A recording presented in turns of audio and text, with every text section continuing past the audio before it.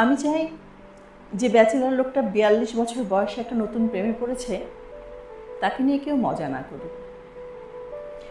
যে ডিভোর্সি মহিলা 50 বছর বয়সে নতুন করে সংসার বুনতে চেয়ে সংবাদপত্রে বিজ্ঞাপন দিয়েছে তাকে কেউ টিটকারি না দিক।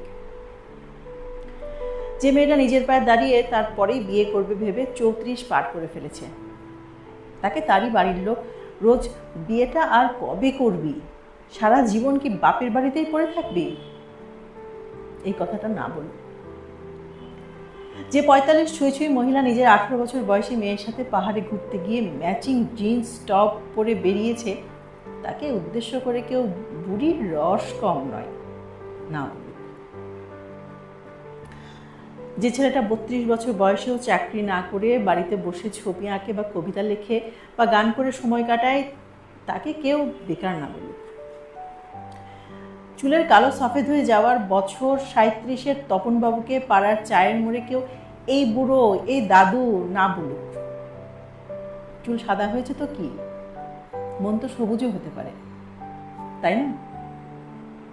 আমি চাই 58 বছর পার করার পরেও যে লোকটা নতুন নতুন স্বপ্ন দেখে রোজ, এভারেস্ট বেস ক্যাম্প সামিট যার পরের ট্র্যাক টার্গেট, তাকে কেউ বুড়ো হয়ে মরতে চলল এখনো পুরো শখ কম না, এই কথাটা না বলে।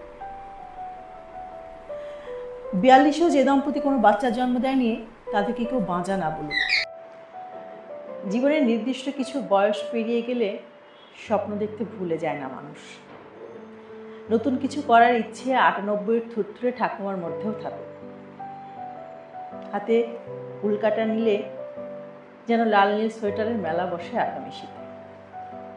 চলুন না, আজ থেকে আমরা বয়স নিয়ে মানুষকে লজ্জিত করাটা বন্ধ করি।